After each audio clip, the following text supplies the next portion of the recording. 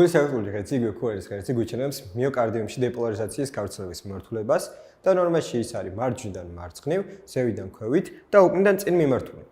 გულის ელექტრული ღერძის განსასაზღვრად ჩვენ კლინიკაში გვჭირდება ელექტროკარდიოგრამა, გვჭირდება ბელის კოორდინატთა სისტემა. ეკგ-ის შემთხვევაში ვიყენებთ როგორც ბიპოლარულ და უნიპოლარულ განხრებს, ასევე ვილსონის განხრებს. პირველ რიგში განვიხილოთ ბიპოლარული და უნიპოლარული განხრები. ბიპოლარული და უნიპოლარული განხრების შემთხვევაში ჩვენ გვჭირდება ბელის კოორდინატთა სისტემა, რომელიც აგებულია ეინჰოვენის სამკუთხედის მიხედვით. ეინჰოვენის სამკუთხედიდან ყველა განხრა პარალელურად არის გადატანილი ისე, რომ ერთმანეთს კვეთენ ერთ შუა წერტილში. ყველა განხრას გააჩნია თავის დადებითი და უარყოფითი ბოლო, მაგალითად პირველი სტანდარტული განხრის დადებითი ბოლო 0 გრადუსია, უარყოფითი ბოლო კი 180 გრადუსს შეესაბამება. რაში გვჭირდება გრადუსები?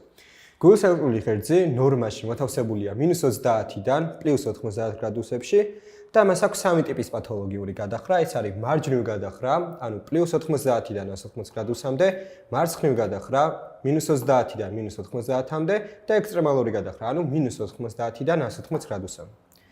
გულის ელექტროკარდიოგრამაზე ვაკვირდებით და ვპოვლობთ პირველ რიგში იზოელექტრულ განხრას. იზოელექტრული განხრის პატარა მაგალითი მოყვანილი გვაქვს აგერ. თქვენ ხედავთ იზოლირებულ ქუარის კომპლექსს, რომელშიც ერკბილის სიმაღლე დაახლოებით 1.5 კუბიკია, ისევე როგორც ეს კბილის სიმაღლე. მათი ალგებრული ჯამი, ეს დადებითია, ხოლო ეს უარყოფითი, დაახლოებით 0-ის ტოლია. სწორედ ამას ეწოდება იზოელექტრული განხრა. იზოელექტრული განხრის პოვნის შემთხვევაში ჩვენ დავიპოვოთ მისი პერპენდიკულარული განხრა და აი მაგალითად ნორმის შემთხვევაში ჩვენ აქ ავიღეთ AVL როგორც იზოელექტრული განხრა და უნდა მოვძებნოთ მისი ესე ვთქვათ 90 გრადუსით კვეთი განხრა და ეს არის მეორე სტანდარტული განხრა, ვინაიდან მათ შორის 90 გრადუსიანი კუთხე ისახება.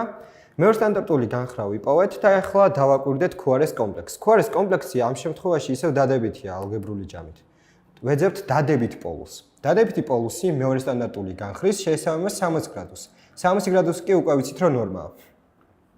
შემდეგ მაგალითში AVR გვაქვს აღებული როგორც იზოელექტრული განხრა, დააკვირდებით ალბათ და უნდა ვიპოვოთ მისი პერპენდიკულარი.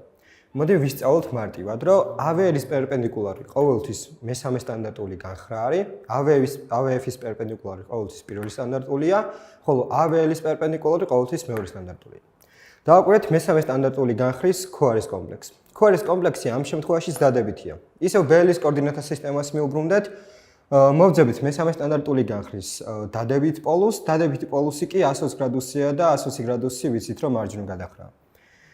აქ დავაკვირდეთ და აღებული გვაქვს ისევ AVR როგორც იზოელექტრული განხრა. მისი პერპენდიკულარი უკვე ვიცით რომ მესამე სტანდარტულია. განსხვავება ის არის, რომ ამ შემთხვევაში ქუარის კომპლექსის ალგებრული ჯამი უარყოფითია, იმიტომ რომ ეს კბილი ჭარბობს ერკბილის სიმაღლეს. ვეძებთ უარყოფით პოლუსს. უარყოფითი პოლუსი მოთავსებულია -60 გრადუსზე და -60 გრადუსი უკვე ვიცით, რომ მარცხნივ გადახრაა.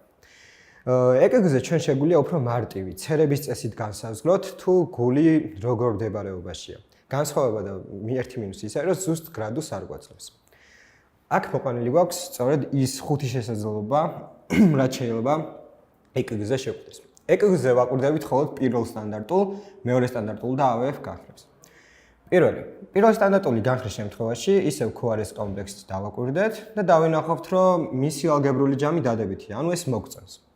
შემდეგ გადავიდეთ AVF-ზე, დავინახოთ, რომ AVF-იც ალგებრულად დადებითია, ანუ ისევ მოგწონს და ეს არის ნორმა, როდესაც გულის ელექტრული ღერძი მოთავსებულია 0-დან 80 გრადუსამდე, თუმცა ვიმეორებს ზუსტი გრადუსის მაჩვენებელს ვერ გავიგებთ ამით.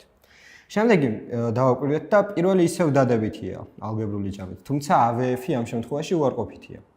გადავდივართ მეორე სტანდარტულ განხრაზე, სადაც ისევ დადებითია ქუარის კომპლექსის ალგებრული ჯამი, ანუ ორი დადებითი გვაქვს, ორი მოგწონს, პირველი და მეორე არ მოგწონს მხოლოდ AVF-ი და ეს არის ნორმა, როდესაც -30-დან 0 გრადუსებში მდებარეობს გულის ელექტრული ღერძი. შემდეგი არის უკვე, როდესაც პირველი დადებითია, AVF-ი თუ დააკვირდებით უარყოფითია, ისევე როგორც მეორე. ამ შემთხვევაში გვაქვს მარცხნივ გადახრა. დავაკვირდეთ უკვე მარჯვნივ გადახრასაც, როდესაც პირველი უარყოფითია, AVF-ი დადებითია სამაგიეროდ, ეს არის მარჯვნივ გადახრა და ბოლოს ექსტრემალური გადახრა, როდესაც პირველიც უარყოფითია და AVF-იც უარყოფითია. და ასეთ დროს ვიცით, რომ გულის ელექტრული ღერძი მდებარეობს -90-დან 180 გრადუსამდე. ახლა კი განვიხილოთ პრეკორდიული, ანუ ვილსონის განხრება. ვილსონის განხრების შემთხვევაში ბევრად მარტივია და იქაც მოყანილი გვაქვს ის სამი შესაძლებლობა, რაც შეიძლება მივიღოთ EKG-ზე. ამ შემთხვევაში ვაფარსებთ ქუარის კომპლექსის ტრანზიციასა და ერპროგრესიას. ტრანზიცია ანუ გადასვლა უარყოფითიდან დადებითში. ნორმაში უარყოფითიდან დადებითში გადადის V3-სა და V4 შორის. მანამდე თუ დააკვირდებით, ეს კბილი ჭარბობს ერკვილს, როგორც პირველში, ისე V2-ში. V3-ში თითქმის ახლოს არის ერთმანეთთან და 0-თან შეიძლება ახლოს იყოს.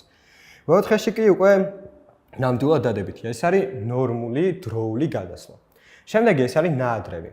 ნაადრევის შემთხვევაში V2-სა და V3-ში მოხდა ქუარის ტრანზიცია და ერპროგრესიასაც დააკვირდით, ერკვილის პროგრესიას. V1-ში და V2-ში კი დაბალიო, მაგრამ V3-ში უკვე ნამდვილად ძალიან მაღალია. ესეთი არის ნაადრევი.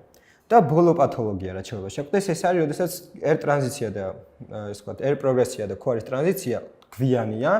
V4-სა და V5-ში მოხდა, თუ დაკვირდებით, ერი V1-შიც, V2-შიც, V3-შიც პატარა არის, V4-ში უკვე იზრდება, ნანელა იზრდება და V5-ში გვაქვს ის, რაც უნდა გქონდეს ნორმაში. ეს არის უკვე გვიანი. რაში გვჭირდება ქუარის კომპლექსის ეს განსაზღვრა და ზოგადად გულის ელექტრული ღერნიცის განსაზღვრა.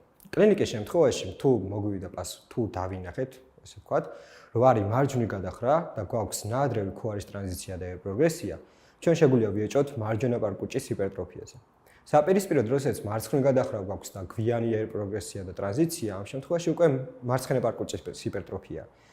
აქედან შეგვიძლია დავასკვნოთ, რომ ეს გვაძლევს დიფერენცირებას, ეს ვთქვათ, ერთგვარ დროს გვაგებინებს, რათა სწორი დიაგნოზი დავსვათ და დროც მოვიკოთ. ეს იყო ჩვენი ბოლო ვიდეო ზოგად ნაწილში ელექტროკარდიოგრამის და შევხვდებით კერძო ნაწილში. მადლობა.